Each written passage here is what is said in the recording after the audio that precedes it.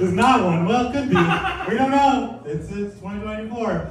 She is a super funny comic because people told me that. Her name is Sarah Samaniego.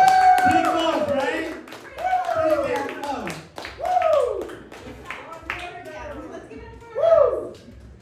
Slow's version of Andy Samberg. Ah, thank you. Let's get a show of hands. How many of you guys have had a successful online dating app situation? Like met somebody nice or met somebody bad? Okay. So I'm going to tell you a little bit about my first match. And it was a pretty solid match. The dude was pretty hot. I immediately thought it was a catfish because he was like a fucking human Ken doll. And I'm over here looking like a weird Barbie. And so, you know, like this was good, this was good. Solid. So we go on a few dates, and that was when I noticed one of what would be a few fundamental differences on why things wouldn't work out.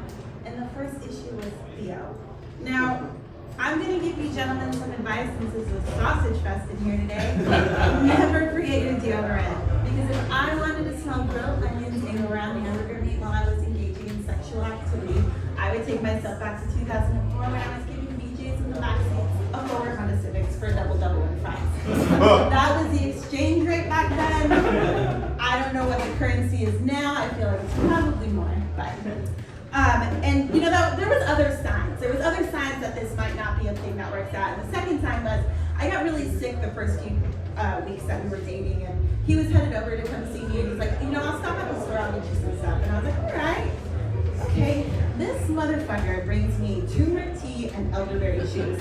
Now, I said he was hot. I never said he was smart. We had talked about being elder millennials one time. I think it was like a fucking word association thing, but he didn't quite make it with the mark. And quite frankly, if I am not getting carded for the cold medicine that I'm buying because it can be turned into meth, is it even gonna help my cold?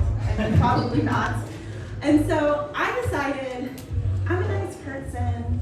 We have a good rapport. I'm gonna have this conversation with him about Theo. Like maybe he doesn't know. Maybe I am the hero that we need to have this conversation with him. Like I said, we had great rapport. You know, we'd seen each other naked. My finger had been in his asshole. Like it was fine. Like we could totally have this conversation. So I bring it up to him, and I'm a little blunt. I'm a little hard, and then he's kind of like, "Bro, what's with the Theo?" And he's like, "Yes." Like had never heard that in his life. And he's like, "Well, I use aluminum-free deodorant, and it's not always the best." And I'm just like, this shit again. Like, I cannot believe this is an issue. Like, when my siblings and I were little, we would chew on aluminum foil, like, to see who could last the longest. Like, I am not opposed to putting dangerous things in my body. And second, like, why the fuck is this guy trying to live so long? Like, I am trying to punch out at any time. I am not looking for overtime.